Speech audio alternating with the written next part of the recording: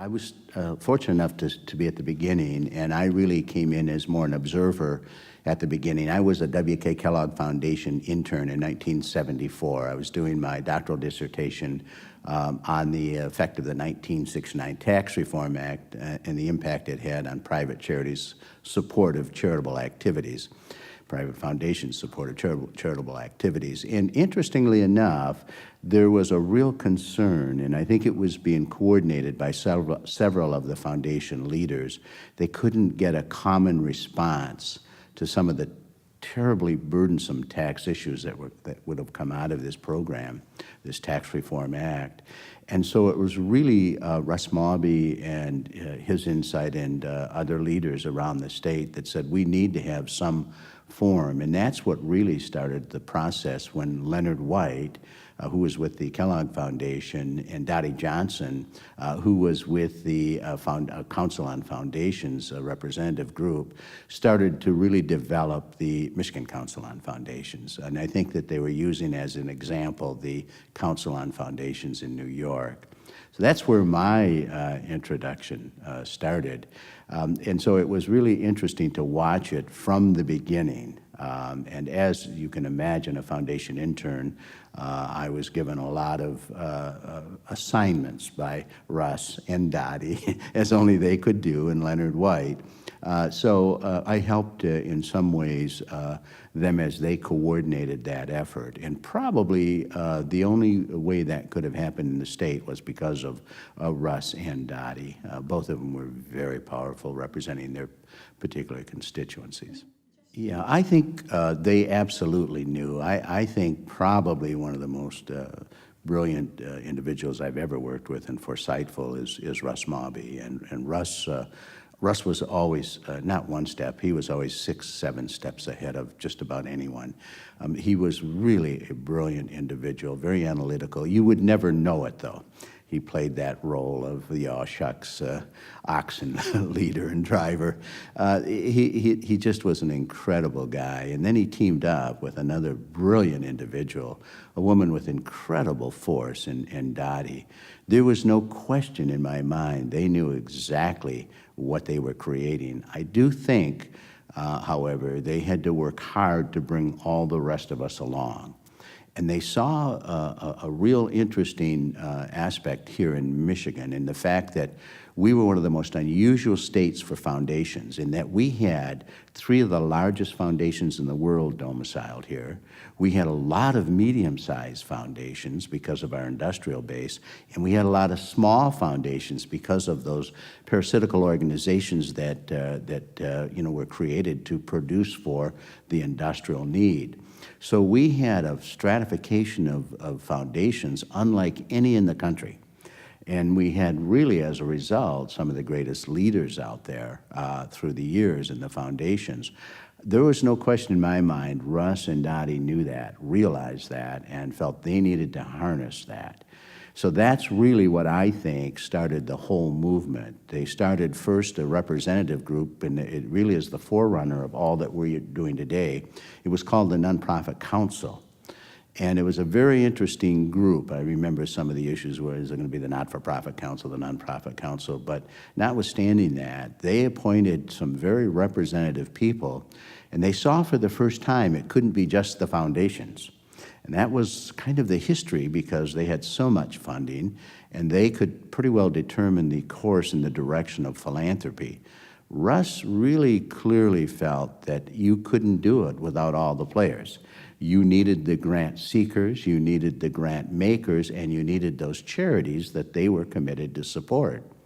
So he started a group and encouraged a group of founders, of which there was George Romney. George Romney represented not only a state initiative of Volunteer Centers of Michigan, but he represented volunteer centers throughout the United States.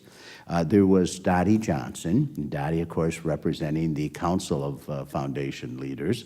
Then there was Richard Austin, who was Secretary of State at the time. There was Betty Upjohn Mason, who represented individual philanthropy and individual support of philanthropy, a very incredibly talented woman, very, very bright, very articulate, a writer at one time. There was myself. I was representing the group of grant seekers.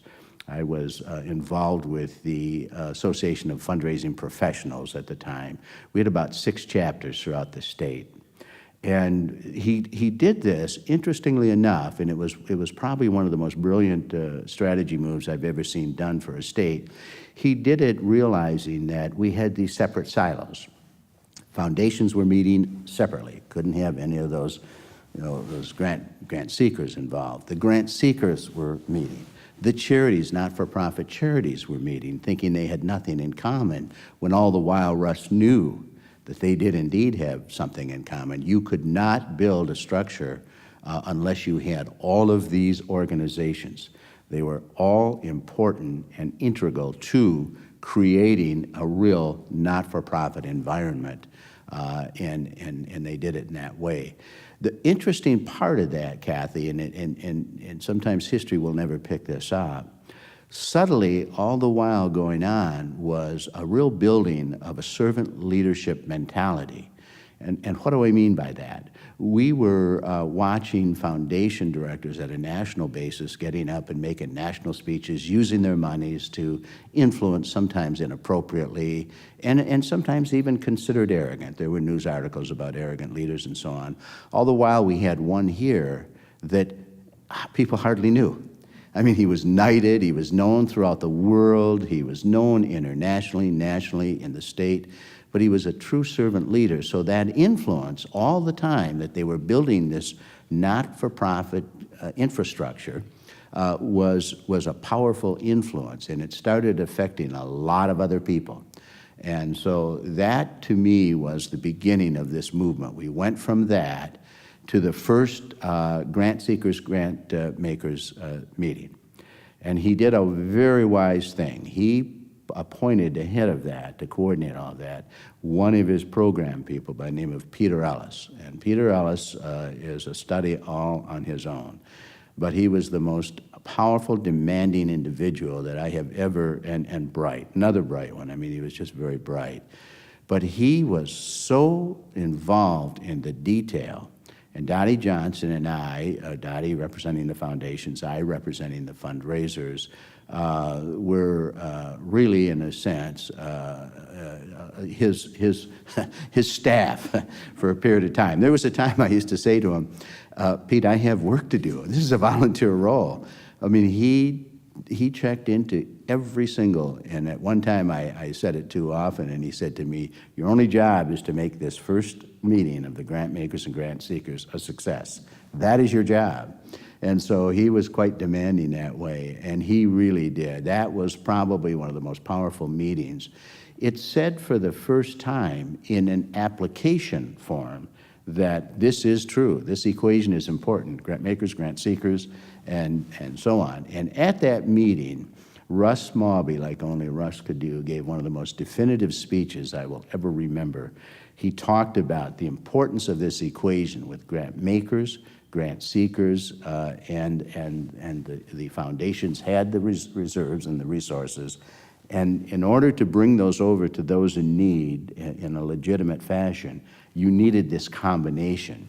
And he called the fundraisers the doers, I think.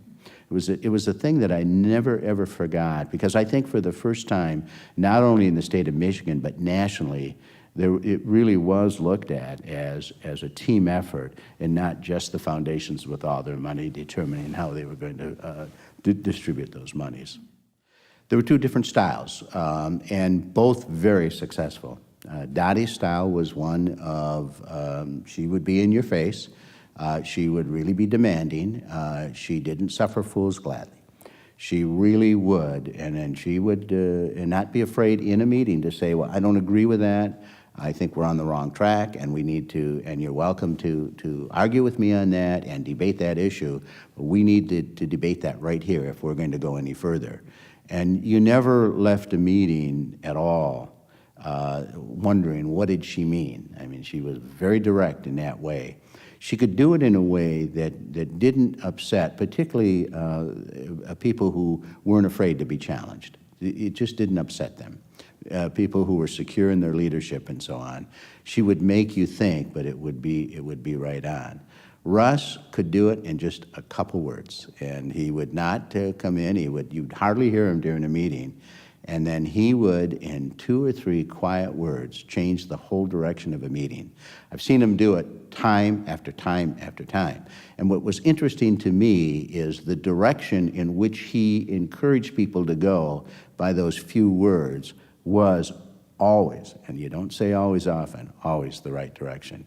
He had an uncanny ability to do that. He really was, I think, for several reasons. I think his sheer intellect, number one, and number two, his incredible security. He was a very secure person. And maybe there was a third, and that is that his touch with nature. I mean, he truly was, in his mind, a farmer, a rancher, an apple orchard, an orchard leader, and I mean, he really was. And that, I think, gave him a touch to reality and to humanness that very few people had. If I may, I'm just going to give a story, and it's just typical of the way he handles himself. When I was doing my oral defense of the dissertation, it was a very esoteric dissertation. First of all, it was in tax, and secondly, it was on a very rare tax reform act that impacted private foundations in a very different way than had ever happened before. So you could invite outsiders to come to your dissertation defense. And I invited Russ. Now, first of all, for him to even take the time to come over to sit in this room for a defense of a dissertation was the most unusual thing in the world, because his schedule was international. It wasn't national. He could be anywhere. He could be in Europe, Switzerland, Asia, South America, and so on. So for him to do that, number one. But you always have a professor who wants to, in a sense, make a point, but not at helping to clarify the methodology and so on, more to show what they know. And there was one that just didn't get out much, and he was kind of local in his perspective and so on. And he started challenging, well, that's not the way foundations do it. That's not the way. Well, the other people in the room, knowing he was going to be there, were there. The leaders of the university were squirming and uncomfortable, and you could see, and they thought, what is going to happen here? And Russ waited until he got finished. He said, well, you know, I've been involved with foundations a little bit, he said, and actually the way Dr. Lohr, which of course he hadn't had the doctorate yet, but it was very subtle on his part, explained that is really the way it is in the foundation world. That's all he said. And so right away, the chair of who was the head of the business school was very smart, and right away he thought, I've got to help this poor guy out. And he said, well, you know, Dr. Mawby, being the chairman of the world's largest foundation, that we appreciate hearing that from your perspective. This professor, of course, just backed right off and didn't. That was the way Russ was. Another person might have come right at him and said, you know what you're talking about, you shouldn't be saying those kind of things and so on. Not Russ. Russ handled it in a way that made his point, didn't embarrass the person, and that's the kind of person he is, and it's a typical Russ Mawby story. I've seen him do it often because I was close to him. When I did my internship in 1974, I was his intern. My office was right outside his office, so I went everywhere he went. If he went to Wisconsin to Wingspread, I went with him and so on. So we had many, many quiet hours together, and I'd seen him do it when he'd walk into a room and he looked least important of anybody in there, and yet he was by far the leader without question. I think a lot of people felt that, Kathy, and I don't blame them. Even people like Sam Singh and Kyle Caldwell, who are incredible leaders in this industry and in the not-for-profit, just really worried from beginning to end that we can't do that. We're not going to raise that kind of money, and so on. And yet Russ knew. I retired from Ascension Health. Ascension Health was the largest not-for-profit healthcare system in the world. When I retired, we had about 120,000 employees. We had about 100 hospitals or medical centers in 36 states. And when I retired, I said, I need to do two things. I traveled to China. I was on the U.S.-China Council for Business Exchange. I needed to do that, and I had to have a knee replacement. Russ called about I'd say the first 2 or 3 weeks before I retired and said, now, John, I'd like to talk to you about the possibility of coming to do this, and here's what we have to do, and I have to have someone that the not-for-profit people would respect, and I have to have someone that the foundation people, and I have to have someone in the state. If I could get someone with your background because of what you built at Ascension, I'm convinced we can raise the money and then coordinate all the not-for-profits in this state. And he said, would you commit to that? And I said, well, Russ, I really need to do a lot of things. I've got to travel and so on. I said, how about if you talk to me in a year from now? And I said, we'll talk about how you know, what might be possible. I said, can you wait that long? He said, I think we can. He said, I'd like to do it sooner, but I think we can wait that long. Well, interestingly enough, a year from that date, I get a call from Russ Mauvie. And you know how Russ Mauvie is. And he said, now you promised me that you'd take this role. So I said, no, Russ. I said, we promised we would talk. He said, that's not how I remember it, John. So he said, we're really ready to have you go. We've held everything off. You basically owe us. You need to come to this. And I said, I'm ready, but I said, I just need to sit down and talk with you first about what you're trying to do here and so on. And I said, is it doable, Russ? He said, yes, it is doable. He said, it's going to be hard, he said, but it's doable. He said, what we would like to do is bring all of those groups together, Michigan Community Service Commission, Campus Compact, Volunteer Centers of Michigan, and Michigan Nonprofit Association. We'd like them all under one roof, and we would like them all working together as one. So committed is the state to that. On the Michigan Community Service Commission, they're willing to match $10 million if we can raise the other $10 million. And I said, where are the boards on all of this? You know how possessive we all are in our not-for-profit boards. And he said, they're all willing to do this. He said, some of them are willing if they get the right leaders, typical Russ and his recruiting. He said, but they're willing to do it. He said, so you've got two things that you'll have to deal with. One is bringing the groups together. Number two is the raising of the money. So I said, who do you have as part of the team? And he said, well, I've got Michelle English said she'd come in and help. He said, I have Julie Fisher-Cummings. I have Dottie Johnson and Bill Richardson at the Kellogg Foundation. I said, that's a pretty powerful team. And I said, what's my role with that team? He said, well, you're to coordinate the efforts. I said, yes, I'm to herd cats, then, is what it is.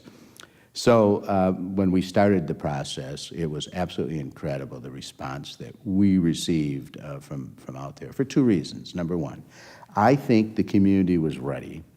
I think number two is that Michigan had already served as a model.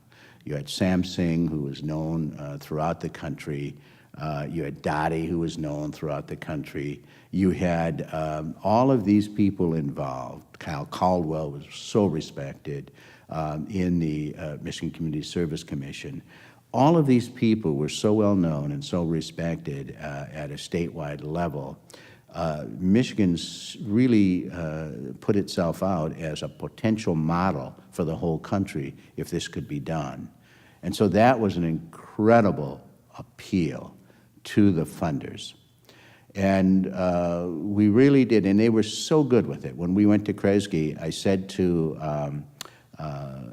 Russ, I said, Russ, you can't send anyone else. It has to be you and me and perhaps Michelle, but I said, you have to be there.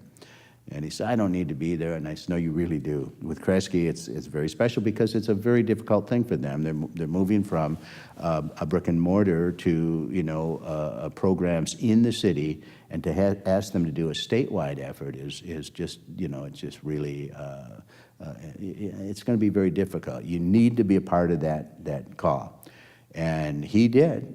He didn't care for it much because he was on his, I've done this and been there. But he was absolutely brilliant on that call. He really was. And you know, John Marshall could ask questions like no other person could and really make you perspire, almost like a Pete Ellis. But it was really something, the way he responded. Actually, Michelle and I just sat and listened. Russ was so incredible. Then he went to Bill White at Mott. Again, very difficult because Mott's so focused on community, but yet ready to break out and look at a statewide effort. And the case was made in a way, and Bill not only said, we're going to do this, but we're going to help you with other foundations. So that could only be done because of that incredible relationship that they had. It was just unreal. Michelle and I went to Chrysler and Ford, and they both committed $1 million. Russ and I had worked together closely with Randy Reeker. We were on the Star Commonwealth board together and had become very close through the years. So Russ said, you don't need to go to that one. You know her as well as I, so that's the one you go to. So I had brought Sam and Kyle, who she respected very much, and so on. And this was a big move. And Randy let us know that because Midland said, you know, we're not state. We're not statewide. That's not been our posture in the past and so on. We have a lot that we do here.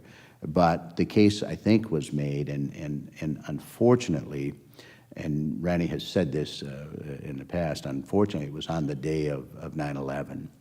And so it was a very stressful and difficult time. They had all their board in there from New York, and some of them had family members involved and so on. I then said to Randy, why don't we cancel this? We'll come back. Kyle and Sam and I can come back. That's not an issue. She said, no, let's get this done. I don't know what we're going to be able to do. I don't think any of our people are going to be able to fly back. We just may have to interrupt the meeting to make sure, if we hear from family members, to make sure all of our family members are okay.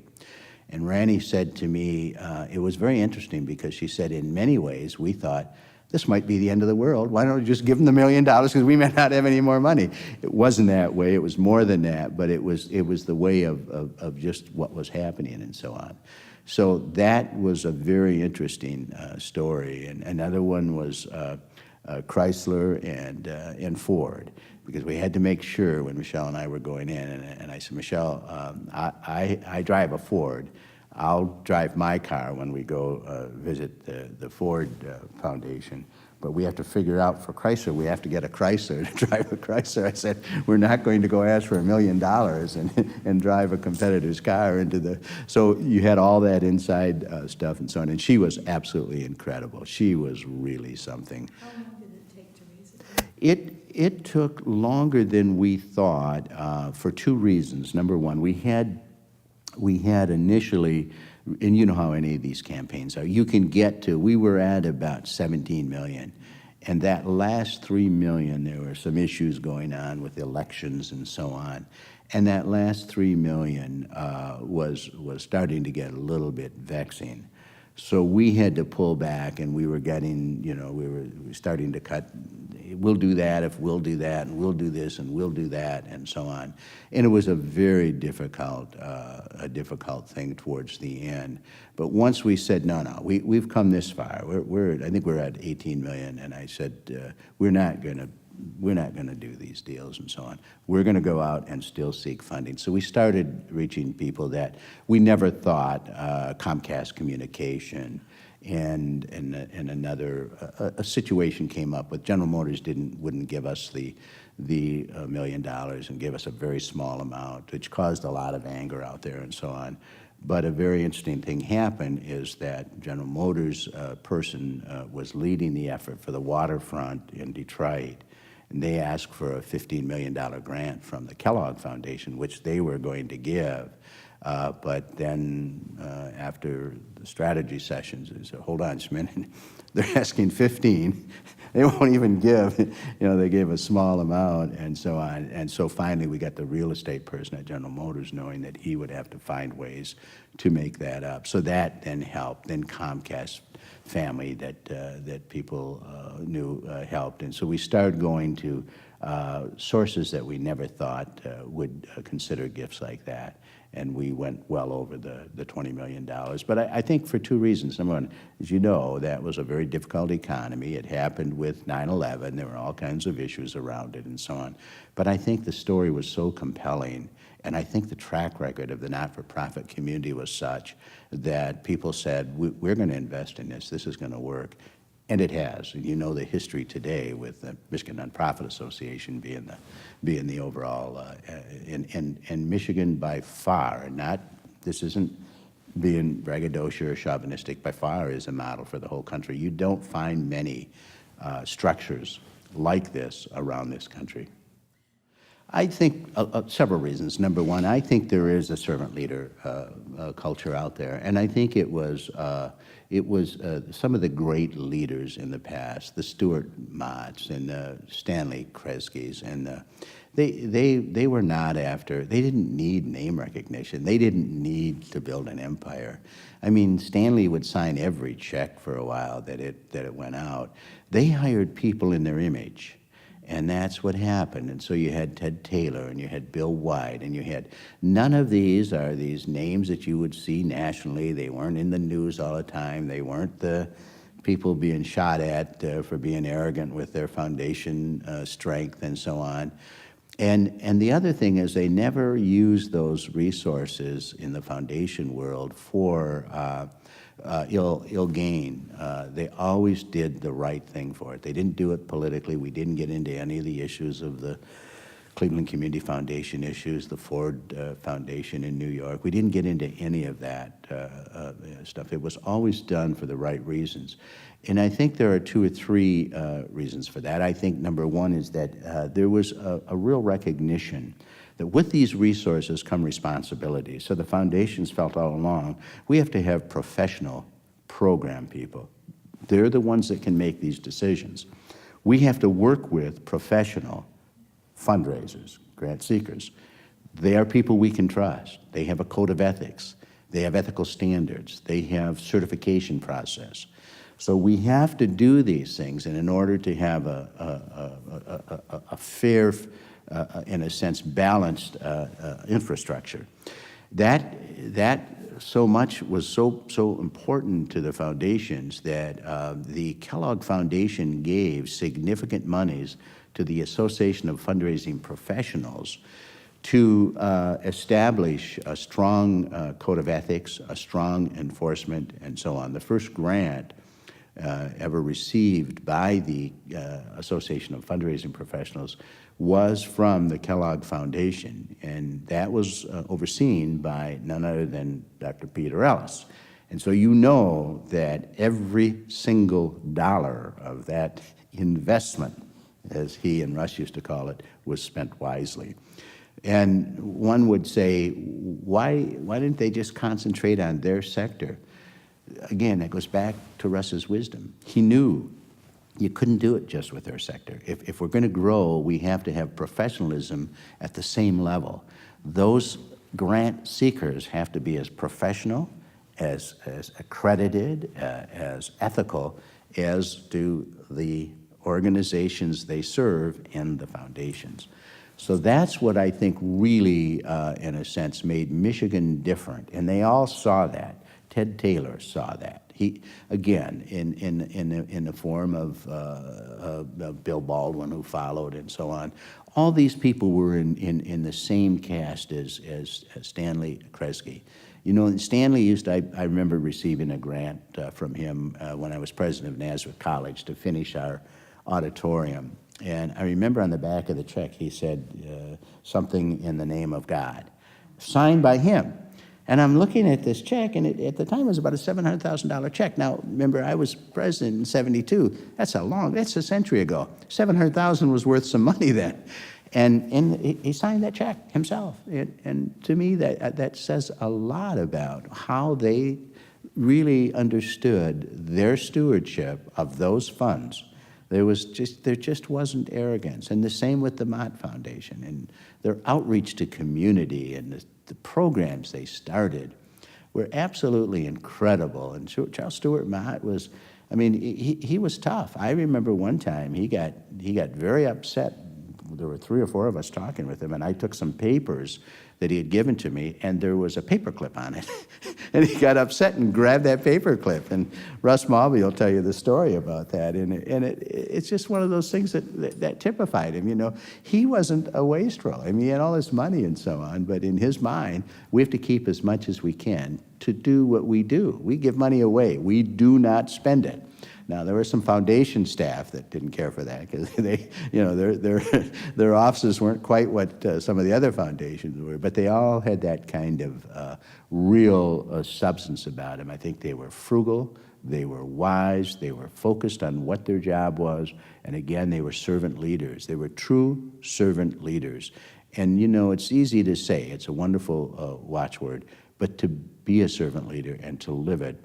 And you saw it every day going on, and you saw it in the not-for-profit community too, and in people that ran, you know, Little Sisters, Big Brothers, Star Commonwealth. I can go on, and they're all incredible people. Any one of them could have gone to industry and made much more money, and you know, for that matter, you could have, Joel could have, Peter could have. You elected not to. You elected to really stay in a field where you could make an impact and make a difference that was measurable. And we could do that. We could measure it, and I think that was the important aspect of it. I think there was a hunger for that. I really do. I think there were so many very capable fundraisers who in many ways suffered under, you know, little remarks like money grubbers, and they got their hand in our wallet and things like that. And they were very professional people who really cared and saw the need. And so there was this tremendous need and hunger out there. How do we do it? When we first started, we had basically one chapter, the Michigan chapter. And we were very successful in several programs that we put together where we had funding through vendors and so on. And one of the things we said, and I just was very, very strong in this, is that we can't just keep building up Michigan. We can't make people drive from all over. Let's seed programs throughout the state. Let's give them resources and so on. So we started moving around the state, giving several $1,000s for them to get started in mailings and so on so they could meet. We didn't want those people driving from all over. So the Mid-Michigan chapter and the Lansing, the Capital chapter, and you know, there were chapters throughout that we really focused on, the Greater Detroit chapter and so on. And then it was also important for me to meet with our seniors, because once you reached a senior level in fundraising, you felt that you didn't need to share with others. I mean, you got there, you reached it, you were a critical part of an important cabinet in your own organization and so on. And we would literally, 2 or 3 of us, Ken Isherwood, myself, and others, would go and say to people, you have a responsibility, and you're no busier than we are. And this is particularly true when I became head of the Sisters of St. Joseph Health System. We had about 60,000 employees, and you know, it got to be very difficult trying to schedule time and so on. But I would always, whenever someone came and wanted to talk about fundraising or the profession, I would make that time. I don't care what time, it could have been 6, 7 o'clock at night.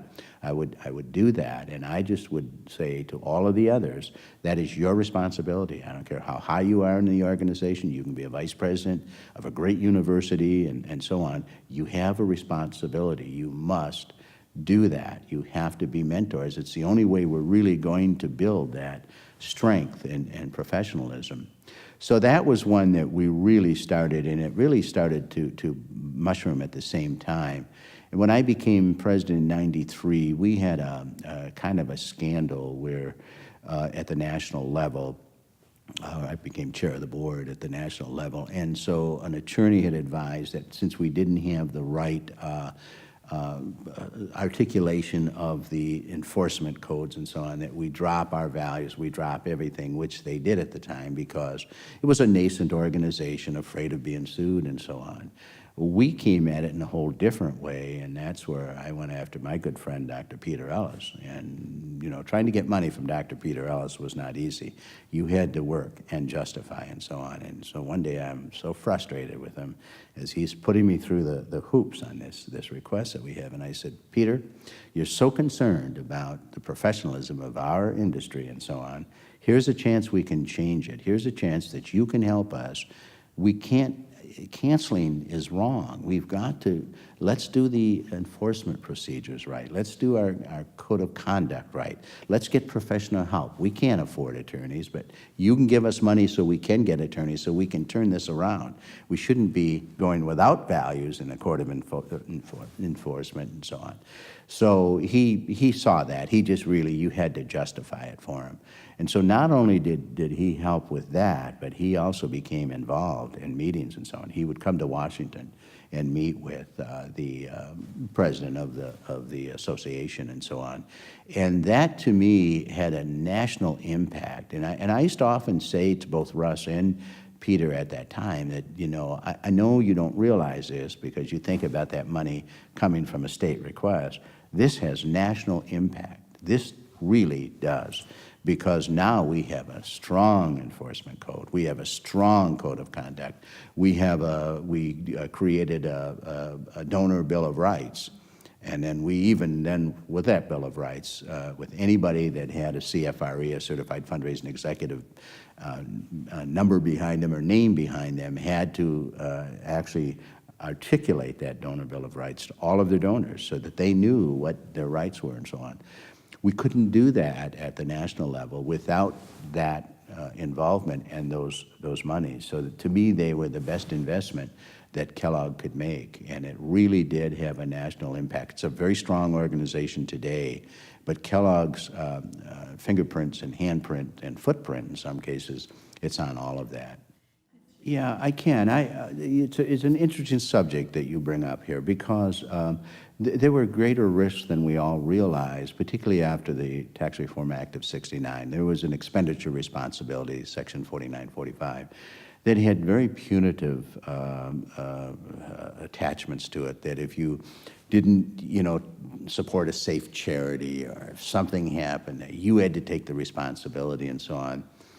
Unfortunately, a lot of the national foundations and even local and smaller ones, because they had to protect themselves, kind of went into a shell. You know, people like Russ Mawby and Ted Taylor and Bill White said, no, we're not going to do that. I mean, if we see that a child is being hurt, molested, killed in some cases because of a home, an abandoned home, that's sitting there and they can't get funding because they're not a 501c3 legitimate charity with all of the things. We're going to find ways to help them. And that's how they started setting up the not-for-profit and nonprofit groups and moving them to Detroit and so on. And they said, you know, we understand our responsibility, but we're not going to let you go and help them. You help them and if they can't, you find someone that can take that responsibility because we want to give them the funds to tear that home down. We don't want another child injured in any way. And very few people would take that. They all took the safe route. And I can understand that. You're dealing with a lot of resources here. And so, and some of these were very punitive measures against them. But people like Russ particularly, it's just incredible how he looked at that. And then he would even have program directors and come in and say, we can't do it, they're not safe, they didn't, so on. He would challenge them and say, go back and find out how you can do it. Don't come and tell me you can't. Tell me how you can and keep us safe at the same time, but tell me how you can. There's a way we can do it, and so on. And, you know, again, I go back to, I told you a little bit about Russ and so on. He seemed like the most casual guy, never, and so on. When he had you under the scrutiny of those eyes and so on, and I was under it a couple times where I was out of line on some things and so on. When he looked at you like that, you actually started perspiring. I mean, you did. And he just had that way about him. And it was a very interesting, but again, it was a wonderful servant leader paradox. The paradox is something like, be gentle enough or sensitive enough to be angry. And that anger was to help you, because every time it happened to me, not too often, but when it did, it was a wonderful lesson learned, and I was very careful. I may have still gone back to try, but I did it in a different way. So he taught you, you know, and how to do that. That's one of the things they were very good at, and because it was very hard. You get these small organizations who needed so much help. They had no way. There was no sophistication in those organizations. They didn't have it. And so the foundations started looking for ways. How do we start a not-for-profit legal center? How do we start this and so on? They didn't just say it's your problem. You know, you find out and go and see if you can hire somebody with no money to do it. They said, we're going to help you do it. And that's kind of the forward thinking that you had. And they did take big chances, much more than we ever thought, much more before the Tax Reform Act of '69, which had very punitive restrictions on what you could do and so on, because they were after a small handful of foundations who violated. So instead of going after those foundations, they did this broad, you know, it was awful. And so Russ and people like Bill and Bill White particularly, and it was good at that, and saying, look, this community, we're a community program, we support community. They don't have the resources to do it. Help them. Find out how they can. We want to make this grant. Find out how they can. And in many ways, that's, I think, one of the reasons that someone like Kyle is going to the Mott Foundation. And that's, to me, representative of, here's a person that can do anything he wants, go anywhere he wants, built a national structure, and now he's going to a foundation to help children. And I think that's the way things are here. Kyle could be national. Kyle could go to Washington tomorrow and do very well. He really could. But that's the way, everything's ingrained. And it's no coincidence that he's a very close friend of Russ Malby's. It's kind of a, you know. I will. One, it talks about the sensitivity of very important people. One is another Pete Ellis, George Romney kind of story. On one of the early grant-maker, grant-seeker meetings, we had a very difficult election, very difficult. And you had two incredible women, Mrs. Engler and Mrs. Blanchard. And they both committed to come because we were in the transition. So everybody wanted the new First Lady, but they also wanted the former First Lady because they had served roles through the Michigan Community Service Commission.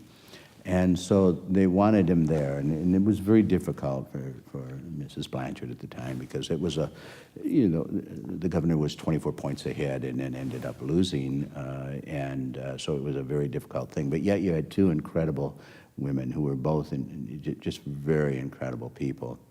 And somehow they were, which would make sense, they were seated together at the head table. And some of us didn't want to be at the head, so, you know, we were at a different table and so on. And pretty soon in this first dinner, about an hour before the dinner, I'm getting one of these from Pete Ellis, and he and Romney are talking together. And they pulled in there and said, we're going to split that table up. And Pete said, don't give me this BS about not sitting at the head table. You're doing it because there's a reason, he said. We're going to put you in the center between the two First Ladies, he said. And then George Romney came in and said, now, John, he said, if anybody comes up and tries to embarrass him or asks a stupid question, I'm holding you responsible. And I'm thinking, Governor Romney, how can I control what people say? He said, I'm holding you responsible. He said, if they leave in any way hurt in this thing, I'm holding you personally responsible. And I thought, typical of George Romney, right? That's why he was so successful in his role. And I thought about that afterwards, and I'm sitting there. It wasn't a fun evening for me. I'm nervous as can be, and people are coming up, and I'm listening to make sure nobody, you know, and I'm interpreting between the two because I know both of them, going back and forth, and so on, which had to be a very difficult thing for both of them, not just Michelle, but also for both of them, and so on. And I thought about that afterwards, and I thought, here's a man at a national stature in George Romney, known throughout the world, let alone the United States, so concerned, and Pete Ellis, so concerned about the feelings of two incredible women that they made it very clear that, you know, I'm to sit there, and George Romney made it very clear to me, if they're hurt or embarrassed, I'm holding you personally responsible.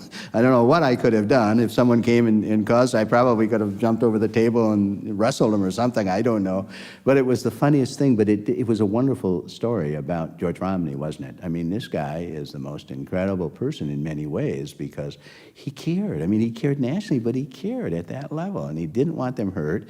He felt honored that they both would come in a very difficult time for both of them to perpetuate the whole not-for-profit movement, because both of them, as you know, were very important to Michigan Community Service Commission.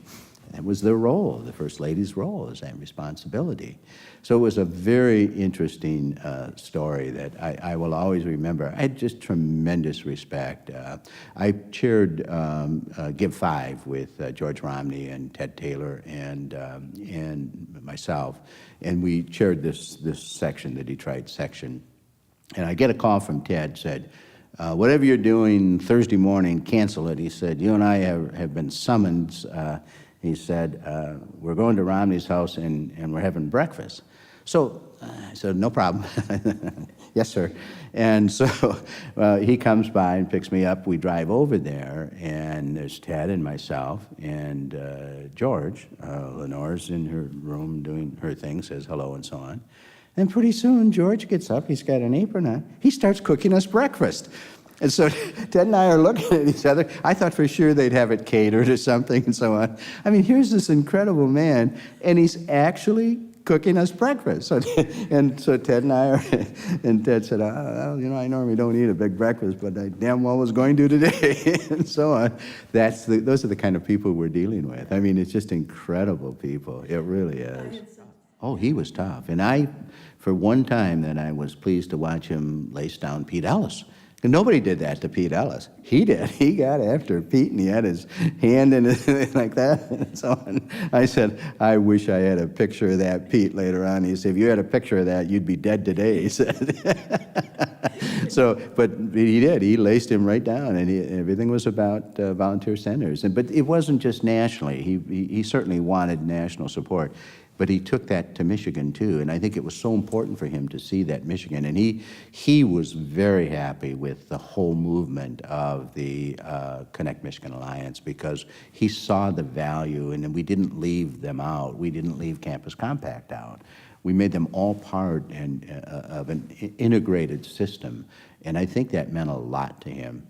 It really did. Now, it's his way of thinking, they should have led the whole effort on volunteer centers and so on. I mean, it's typical George, because everything was that way, just as he said. I'm holding you personally responsible, if anyone, you know. And that's just the way he was. You could see why he was so successful as a leader. I mean, he's just an incredibly strong person, but very compassionate in his own way. I was born in Bay City, Michigan, born of a family that had many needs. And so my first reaction and interaction with the Goodfellas was when we received food at Christmas time and so on. I can remember the first sweater I had was a sweater with a snowflake on it and so on from the Goodfellas and so forth. So I saw firsthand the importance of service to others. Then probably the most definitive part of my life was working with the Sisters of St. Joseph, an incredible order. When I was at Nazareth, we had 14 of the Sisters of St. Joseph on the faculty. 12 of them had PhDs in their discipline. This is a learned order. We had 16 in administration. All 16 had PhDs. I had an alumni director with a PhD from Fordham. I had an alumni director with, a counselor, I'm not a counselor, a records director with a PhD from Notre Dame. I mean, this is a very learned order. But one of the things, one of their core values was servant leadership. So I learned a lot about servant leadership watching. And for me, process was very difficult. I was really a hard charger, and I was a Pete Ellis without the size, without the strength. But I really was type A, and so process was very difficult. So they taught me process. They taught me just think it through first. Think it, how does it affect everyone? How does it affect others? Just don't go make that decision, even though you feel you can, you feel you know the field and so on. Think through it, take time, process it, wait a couple days, wait a couple weeks, don't do it tomorrow. And I think it was a wonderful lesson. And watching these women, when they would be ahead of a $2-3 billion operation, because they had health care and colleges and schools, the minute they left office, they went and they waited on other people, brought coffee to, and so on. And it was an incredible lesson to watch them. I'm not Catholic myself, but I was so fascinated with this thinking of servant leadership and how it manifested itself with these very learned, bright individuals, and watching them. And they could go from this great leadership where they were flying all over the place on private planes and so on, and then the next thing they're delivering coffee to a learning center and so on. And I'd never seen anything like it in my life. And so I thought, you know, that's a style that's very important to me. And so then when I went to Sisters of St. Joseph Health System and then eventually Ascension, it was something that stayed with me throughout. We were building this incredible operation, very large. We were the first healthcare organization to float a bond of $2.8 billion. Took 5 houses in New York to do it. Solomon Smith Barney led it, but we had 5 other Bear Stearns and Lehman Brothers and others involved. It was so large, so big. And our revenues were about $22 billion a year and so on. So I kept worrying that, are we building this for bigness, or are we building this for what we say, and that's so that we can strengthen Catholic healthcare, number one, and number two, so that we can better serve those we elect to serve. And I worried about it constantly. And so I always decided that what I was going to do is be a true servant leader in that role. I could have been very powerful, having everybody do everything for me, because you had so many people. We had 100 and some thousand employees and so forth. And I thought, I'm not going that direction. And so what I did is I purposely didn't join the hospital boards and the offshore captives and so on. I put all of our CEOs in charge who reported to me, because I didn't want to be caught into that trap. I wanted to stay free enough to be able to make the kind of decisions and to prove that we were doing this right, and for all the right reasons, because I didn't sign on just to build an empire. So the one thing that I decided to do is, if you think about automotive industry and other industry, they never have to worry about servicing their car. If you think about a hotel leader, he never has to worry about making a reservation or going to a sold-out room. So I decided then that I was going to, I'd have blood work 4 times a year because of a thyroid issue. I decided that I was going to go to our labs in Texas, our labs in Indianapolis, our labs in Ohio, our labs in Wisconsin, and because I would be visiting all of our facilities and meeting with our regional people.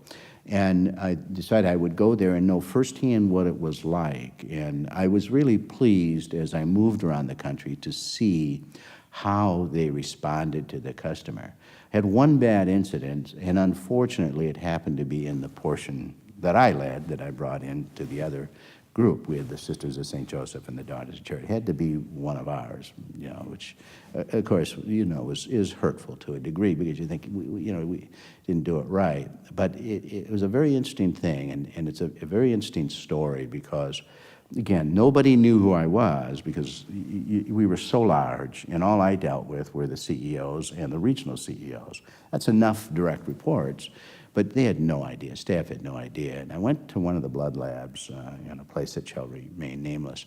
And behind the desk were the women and men talking, laughing, and so on, with the windows pulled, but a lot of frivolity and so on, which is okay. I mean, you want happy people and so on. But outside were there was this elderly woman quite sick, another man quite sick, a lot of children and so on.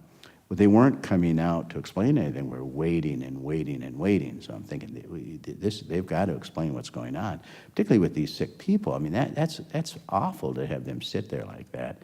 So I went up to the window and I said, "Ma'am, could I speak to someone?" She said, "Sir, step behind that yellow line." And I said, "Ma'am," I said, "could you have someone come and speak to me, please?" She said, "Sir, I'm going to tell you one more time, step behind that yellow line, or I will call security and have you removed and maybe even arrested." I said, "Why don't you call security, ma'am?" Well, in comes the person I happened to hire. He was with Secret Service. We hired him to run because this was a very large organization, and I thought he was going to faint. He immediately calls the head of the lab down. I said, Ron, I want these people to come over here to the window. I want to talk to them. He said, well, just a minute. Let me get blank Al, the head of the labs. Al comes down. And he looks at me and he said, why didn't you tell me you were coming? I would have got you. And I said, Al, that's the worst thing you could say. I am so angry right now for the way these patients are being treated. That's the worst thing you could have said. He said, well, what do you want me to do? I'll fire them out. I said, no, Al, if anyone's going to get fired, it's going to be you, not them. These people aren't at fault. There's something going on here. You haven't trained them. You haven't pointed out to them what their role is.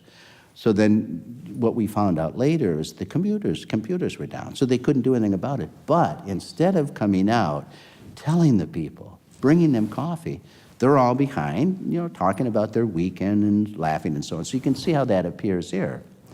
So finally the CEO of the hospital comes out, John, what do you want me to do? This is embarrassing for me. And then I said, I want you to go through a customer relations program with all of these. And I said, Al, I want you to be part of that. And I want you to write a report to me in about 10 days telling me what you've learned out of this and how you're going to change it. And my thought was that if we don't do that more and understand what we're doing and what we're about, when you get to that level, you can't do that. But you see, Russ was never that way. Ted was never that way. Bill White wasn't that way. All of our leaders of our not-for-profits, all these people you've known through the years, Dottie wasn't that way. We always knew and so on. So that got through the system very quickly. That was an important situation because everybody knew then. Well, then pretty soon the CEOs started doing that. Instead of going right through and getting their appointments and going in, being so important that they couldn't wait, they started waiting in their waiting rooms and so on. And a lot of things they found out and became very customer focused. Then the other thing that I think is fairly important, you asked me early on, what impact has this had on me? One of the things that became very interesting to me is that and you will understand this because it's happening where you are, where everybody is, we went from being a middle to small size employer in all of our markets to where 70% of our markets, we were the largest employer, the largest. Now think about that. It is frightening when you think about it for a whole variety of reasons. But one of the things we had to change was this mindset of we were out asking people all the time to support us. We're a 501c3. We certainly can't go out and support others because we're a 501c3. You need to support us. Now this twisted. Here we were, the largest employer. We had a commitment to community. We had an incredible commitment. So we had to meet throughout the whole system and say, hey gang, life has changed. You have to find ways to support community. You have to find ways. You're the largest employer now. You impact what happens. So no more are you asking them, give us land, give us this building and so on. When you go out and build a laundry, it's where are you going to build it to make the most impact, and how are you going to really be a servant to community? And this was a very interesting revolution throughout. And it didn't take long for all of our group to understand, my gosh, we have major responsibilities. We are now the largest employer. We are in Bay City. You are in Grand Rapids. Healthcare is the largest employer. Detroit, largest employer. More healthcare than there is auto industry and all the related industries. And so it was a whole different mindset. So this servant leadership mentality that I learned through all of my involvement in the state of Michigan impacted a very large health system. And we saw other examples of other systems that didn't quite move as quickly. They didn't have that service mentality, so they weren't supporting community, and it caused some real challenges and so on.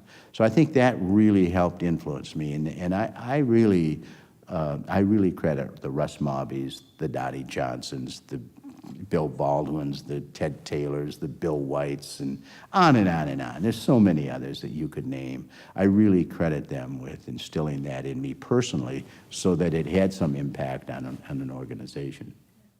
Well, there's some things that are important to me that, and not because you're here asking the questions, that were important to how do you build and sustain this for the future. And that's why your involvement with Learning to Give was so important. You know, I was involved with Learning to Give at a time we were extremely busy. So just trying to schedule things and so on and get there. I wanted to be at all of those meetings because what I knew was what we were doing and what we did impacted now. How are we going to impact the future?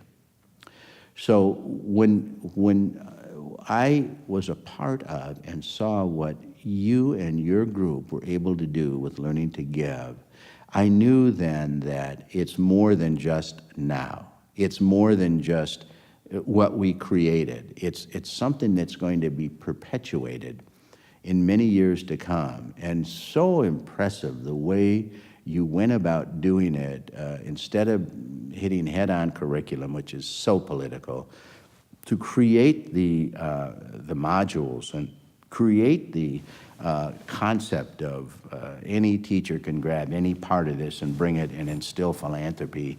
It said to me that the chances of us to continue what's been done, because we'll all soon be gone. We will. Russ and I and others will all be gone. Not you, you're too young, but a lot of us will not be around in long. And you know, and I feel very badly that we didn't capture some of the thinking of a George Romney before he left us, and you know, a Richard Austin and so on, because they all had a part in identifying. So I'm so pleased with what you're doing with this. But that to me was very critical. And so I think we need to continue that. And that's where I think I was excited about the Center of Philanthropy. You know, I watched the one through the years at Indianapolis and what happened there. And I was so pleased when they did this in our area.